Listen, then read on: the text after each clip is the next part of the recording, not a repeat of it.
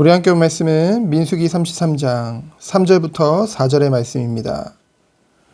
우리 합독하도록 하겠습니다. 그들이 첫째 달 15째 날에 람셋을 떠났으니 곧 6월절 다음 날이라. 이스라엘 자손이 애굽 모든 사람의 목전에서 큰 권능으로 나왔으니 애굽인은 여호와께서 그들 중에 치신 그 모든 장자를 장사하는 때라. 여호와께서 그들의 신들에게도 벌을 주셨더라. 아멘.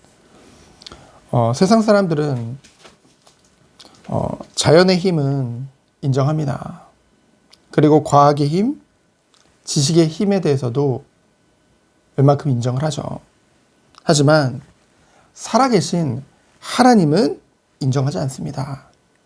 그 이유가 무엇인가요? 그들이 대표적으로 말하는 것은 눈에 보이지 않기 때문이라는 거예요. 그런데 사실 눈에 보이지 않는다고 해서 하나님을 믿지 않고 인정하지 않는 것이 아닙니다. 그들에게는 하나님을 알 수도 볼 수도 없는 그러한 상태 가운데 있기 때문에 뭐 때문입니까? 바로 죄 때문입니다. 죄의 본성 때문이에요. 아담과 하와의 그 원죄로 말미암아 인간은 전적인 타락 가운데 갔습니다. 그래서 하나님을 거부하는 본성을 가지고 있다는 것이죠. 그래서요, 결코 구원받지 못한 자연인은요, 하나님을 알 수도 볼 수도 인정할 수 없는 것입니다. 바로를 비롯한 애굽의 모든 사람들도 그랬어요. 여호와는 자신들의 노예로 생각한, 자신들보다 낫다고 생각하는 이스라엘이 섬기던 그런 하나의 이방 신이었을 뿐이죠. 그에 비해 자신들은 어땠습니까? 애굽은 그 시대 강대국입니다. 대단한 강대국이죠. 강력한 군대도 가지고 있습니다. 나일강을 중심으로 한 풍족한 자연 환경 또한 가지고 있었어요. 모든 것이 풍요로웠죠. 그렇기 때문에 그들에게 축복을 내리고 지켜주는 수많은 신들 또한 가지고 있었습니다. 그에 비해 여호와를 섬긴다는 그 이스라엘은 굉장히 비천해 보였을 거예요. 그러나 하나님께서 하나님의 때에 그 이스라엘에게 개입하신 결과는 어땠나요? 3절에 보니까 애굽인들의 목전에서, 목전이란 말은 뭡니까? 눈앞이라는 거죠. 눈앞에서 큰 권능으로 이스라엘이 몰래 나온 것이 아니라 당당히 애굽인들이 보는 눈앞에서 그 애굽에서 나오게 되어진 것입니다. 그 구체적인 내용이 4절에 나와 있죠. 여호와께서 애굽의 모든 처음 난 것 중에 수컷, 곧 짐승의 첫 새끼 중에 수컷이나 또는 사람의 장자들을 다 전부 죽이신 것입니다. 애굽 사람들에게는 굉장한 충격이었겠죠. 극심한 고통과 슬픔이었을 것입니다. 근데요, 더 큰 것이 있어요. 그들의 신들에게도 벌을 내렸다고 했죠. 자신들이 대단하다고 생각했던, 나름대로의 자부심을 가지고 자랑스러워했던, 의지했던 그 모든 것들이, 그 모든 신들이 오히려 자신들이 교만해서 무시하던 그 여호와, 그 하나님 앞에 무력하게 무너진 것을 목격했다는 것이죠. 평생을 섬기고 평생을 자랑스러워하던 우상들이 한순간에 무너진 것입니다. 하나님의 그 은혜 밖에 있던 애굽인들에게는요, 절망의 날이에요. 하지만 하나님의 은혜 안에서 택함 받은 이스라엘에게는 구원의 날인 줄 믿습니다. 기쁨의 날이죠. 승리의 날이죠. 사실 이스라엘도요, 애굽에서 400년간 살아오며 그들의 문화들, 특별히 종교에도 분명한 영향을 받았을 것입니다.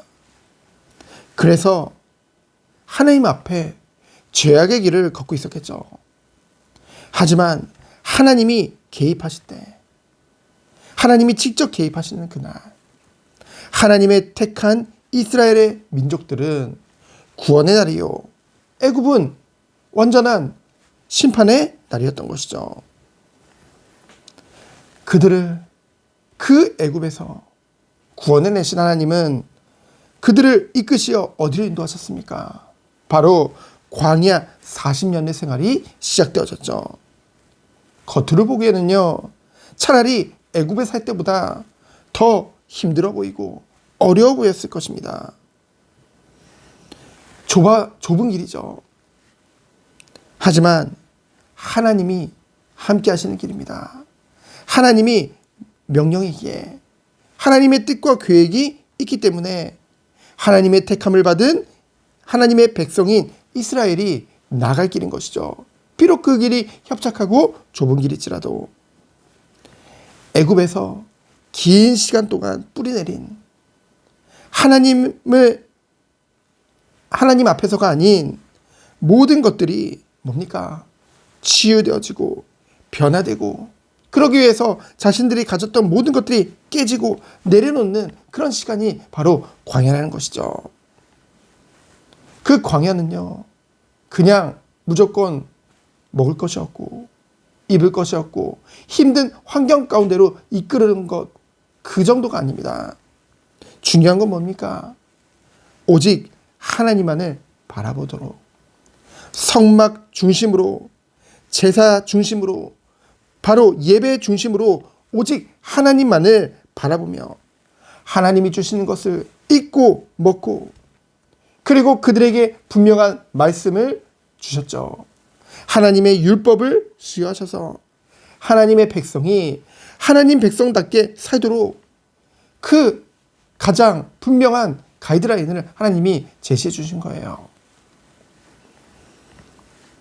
모든 것이 새로워지는 그런 곳이 바로 광야라는 것이죠. 힘들어 보일지라도 기쁨으로 발걸음을 옮겨야 되는 이유가 어디에 있습니까? 바로 택함 받은 백성이 가야 될 길이기 때문에, 그곳이 하나님이 함께 하시는 길이기 때문에.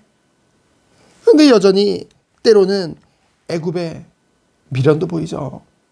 때로는 그 죄의 본성으로 말미암아 하나님 앞에 반역을 하기도 합니다. 하지만 하나님께서는 그 이스라엘 백성을 포기하지 아니하시죠. 결국은 하나님께서는 하나님의 계획하신 그 길로, 가장 좋은 길로 인도하시는 그 하나님의 그 섭리하심과 통치하심과 그 모든 것들을 우리는 이 민수기를 통해서 보게 되어집니다. 이것을 통해서 정말로 우리도 택함을 받는 하나님의 백성이라는 사실, 그리고 비록 좁은 길이라 할지라도, 협착한 길일지라도 하나님께서는 이 세상을 살아가는 우리에게 오직 하나님만을 바라보도록 예배 중심으로, 말씀 중심으로 오늘 하루도 인도하시리라 믿습니다. 그렇기에 오늘도 한 번도 가보지 않은 길이지만은 하나님은 모든 것을 아시고 우리를 앞서 인도하시고 계시기 때문에 희망의 발걸음, 기쁨의 발걸음을 오늘도 내딛는 우리 모든 손님들 되어지기를 예수 그리스도 이름으로 축원드립니다. 정말로 우리가 하나님을 바라보면은 우리가 문제라고 생각하는 것들, 우리가 고민하는 모든 것들이 하나님을 정말로 믿을 때 작아질 수밖에 없는 것이죠.